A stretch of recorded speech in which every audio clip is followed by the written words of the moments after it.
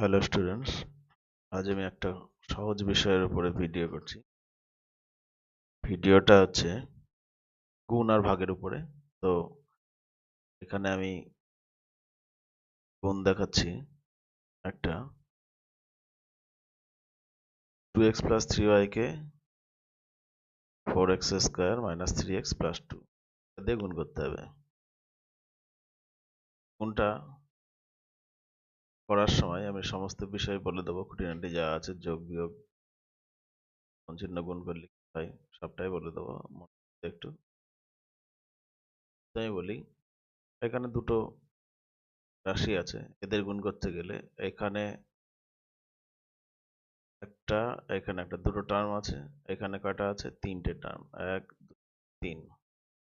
এর নিয়ম হচ্ছে প্রথম ব্র্যাকেটের মধ্যে সবগুলোর সঙ্গে দ্বিতীয় ব্র্যাকেটের সবগুলো গুণ হবে।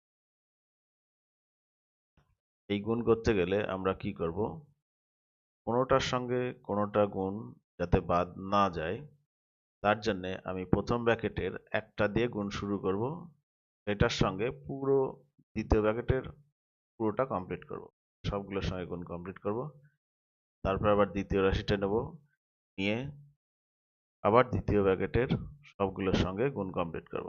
অর্থাৎ এখানে 2x এর সঙ্গে 4x স্কয়ার গুণ করব প্রথমে, 2x এর সঙ্গে মাইনাস 3x গুণ করব, 2x এর সঙ্গে 2 গুণ করব প্রথমে। তারপরে কি করব, 3y এর সঙ্গে 4x স্কয়ার গুণ করব, 3y এর সঙ্গে মাইনাস 3x গুণ করব, 3y এর সঙ্গে প্লাস 2 গুণ করব। সেটা আমি দেখাচ্ছি। 2x আর 4x গুণ করলে হয় 8x কিউব। 2x আর এটা 4x স্কয়ার আছে, গুণ দেখাচ্ছি। 2x তার সঙ্গে গুণ করব 4x স্কয়ার। গুণের নিয়ম কি, এখানে চিহ্ন চিহ্ন গুণ করতে হবে। গুণ করলে কি হবে, প্লাসে প্লাসে প্লাস, তারপরে সংখ্যা সংখ্যা গুণ, 4 দুগুণে 8, তারপরে এগুলো x স্কয়ারের সঙ্গে x দিয়ে গুণ করলে কি হবে, x কিউব হবে। এই জন্য এখানে 8x কিউব লেখা হলো। এবার গুণ করবো কার সঙ্গে, 2x এর সঙ্গে মাইনাস 3x। গুণ করলে কি হবে, মাইনাস 6x স্কয়ার হয়। সেটা কিভাবে একটু দেখিয়ে দিই। 2x তার সঙ্গে মাইনাস 3x এর গুণ, এখানে 2x এর আগে কোনো চিহ্ন নেই, মানে এখানে প্লাস চিহ্ন ধরে নিতে হয়। প্লাসে মাইনাসে গুণ করে হয় মাইনাস, 3 দুগুণে 6, আর x x গুণ করলে x স্কয়ার। এই হিসাবে মাইনাস 6x স্কয়ার। আর কি থাকলো, 2x কে 2 দিয়ে গুণ করে হয় 4x। প্রথমটা দিয়ে সব গুণ কমপ্লিট হলো, এবার 3y দিয়ে গুণ শুরু হবে। 3y এর সঙ্গে 4x স্কয়ার গুণ করলে কত হয়, plus 3 4 12x square y। 3y আর মাইনাস 3x গুণ করলে কি হয়, মাইনাস 3 3 9x y। আর 3y এর সঙ্গে প্লাস 2 গুণ করলে কত হয়, প্লাস 6y। এখন দেখতে হবে এগুলো কোনোটার সঙ্গে কোনোটা যোগ করা যায় কিনা। এখানে কোনোটার সঙ্গেই কোনোটার মিল নেই, সুতরাং যোগ বিয়োগ আর হবে না। মিল আছে কি নেই সেটা আমরা কিভাবে চেক করি, এইখানে যেটা আছে এক্স কিউব, ঠিক আছে, এখান থেকে এক্স কিউব দিয়ে এটাই কি আছে, এক্স স্কয়ার আছে, এটা আছে এক্স, এটা আছে এক্স স্কয়ার ওয়াই, এটা আছে কি এক্স ওয়াই, এটা আছে হচ্ছে ওয়াই। কোনোটার সঙ্গে কোনোটা মিল নেই। এক্স কিউব দিয়ে এখানে আর কোনোটা নেই, এক্স স্কয়ার দিয়ে আর কোথাও নেই, এক্স দিয়ে শুধু এক্স দিয়ে আর কিচ্ছু নেই, এক্স স্কয়ার ওয়াই দিয়েও নেই, এক্স ওয়াই দিয়ে নেই। সুতরাং এখানে যা আছে এটাই হচ্ছে গুণফল এদের। যদি এইগুলোর মধ্যে কোনোটা মিল থাকতো তাহলে সেগুলোর মধ্যে যোগ বিয়োগ হতো। এখন আমি একটা ভাগ দেখাচ্ছি, ভাগ কিভাবে করতে হয়। এখানে যে ভাগটা দেওয়া আছে, 8x⁴ plus 4x square plus 2x plus 1, তাকে ভাগ করতে হবে 2x প্লাস 1 দিয়ে। তো আমি এখানে কি করব, ভাগটা দেখাচ্ছি। এই ভাগ করতে গেলে আমরা নর্মাল যেভাবে ভাগ করি এটাও সেরকমই ব্যাপারটা, 2x প্লাস 1 এটা দিয়ে ভাগ করব কাকে, না 8x two the power 4 plus 4x square plus 2x plus 1। ভাগফল যা হবে এখানে লিখব। প্রথমত এখানে আমাকে কি দেখতে হবে, ভাগ যেটা থাকবে প্রথমটা আর এইটা, এই দুটোকে আমার মেলাতে হবে, এটা টার্গেট। পরেরগুলো যা হবে হবে। আমাকে খেয়াল রাখতে হবে 2x কে কত দিয়ে গুণ করলে 8x টু দি পাওয়ার 4 হয়, ঠিক আছে? তাহলে আমি কি লিখবো, 4x কিউব। এই যে 2x আর 4x কিউব গুণ করলে আমরা কত পাই, 8x টু দি পাওয়ার 4 পাই, তাই তো? আগেই দেখালাম 4x কিউব তাকে গুণ করব 2x দিয়ে, গুণ করলে আমরা কি পাই, 4 দুগুণে 8 x টু দি পাওয়ার 4 পাই। প্রথমটা মেলানো হলো, 4 মানে 4x কিউব বার গেল, তাহলে এখানে কত হচ্ছে 8x two the power 4 plus কত হচ্ছে, আর 1 কে এটা দিয়ে গুণ করলে 4x কিউব হয়। এখন 4x কিউব দিয়ে এখানে কোনো রাশি নেই, এটা আছে x স্কয়ার দিয়ে, এটা আছে x দিয়ে, এটা শুধু, তাহলে এই x টু দি পাওয়ার 4 আর x স্কয়ারের মাঝামাঝি এই গুণফলটা x কিউব দিয়ে এটা বসবে। তার মানে এটা অ্যাকচুয়ালি এইখানে 4x কিউব এই জায়গায় বসবে, অর্থাৎ এইটা আর এইটার মাঝামাঝি জায়গাতে এটা বসছে। এটা যেন খেয়াল থাকে, কারণ কি পাওয়ারে মেলেনি, এটা x টু দি পাওয়ার 4 আছে, এটা x স্কয়ার আছে, আর এইটা আসছে x কিউব দিয়ে, ওই জন্য এই দুটোর মাঝামাঝি জায়গায় বসলো। এবার আমাদের আগের নর্মাল যে নিয়ম সেই অনুসারে আমরা কি করি, এখান থেকে বিয়োগ করি। তো আমরাও বিয়োগ করব, বিয়োগ করলে বীজগণিতের ক্ষেত্রে কি করতে হয়, চিহ্ন পাল্টাতে হয়। এখানে কিছু নেই মানে প্লাস চিহ্ন ছিল, আমরা এটা মাইনাস করে দিই। প্রথমটা মেলানোর একটাই উদ্দেশ্য যে বিয়োগ করলে যাতে এটা কেটে যায়। এখন থাকছে কোনটা, এইটা 4x কিউব ছিল, এটা প্লাস চিহ্ন ছিল, চিহ্ন পাল্টে মাইনাস হয়ে গেল, তাহলে এটা হচ্ছে মাইনাস 4x কিউব থাকছে। আর কি, এইবার পরে যেগুলো আছে সেগুলোর পাশাপাশি লিখে দিতে হয়, plus 4x square plus 2x plus 1।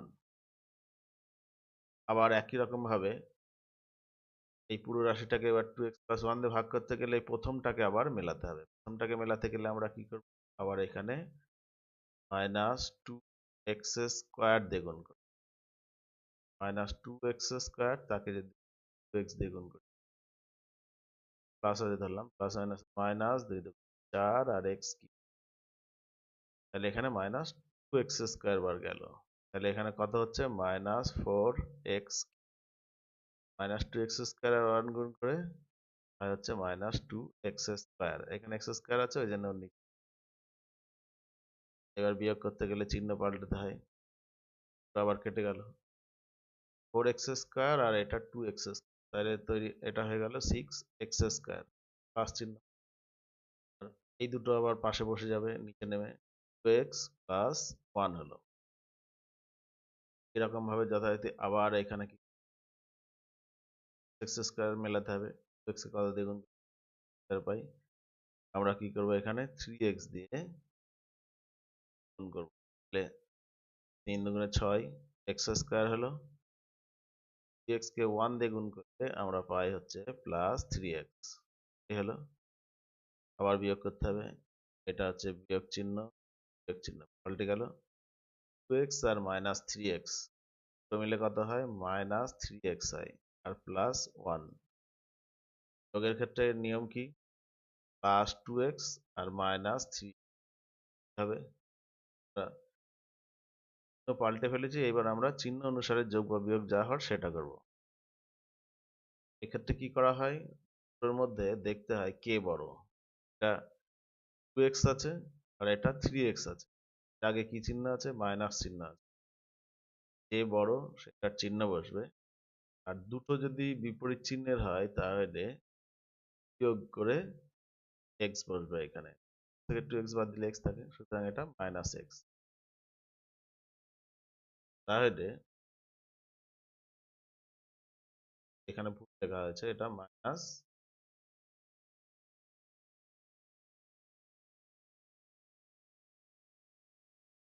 Minus x.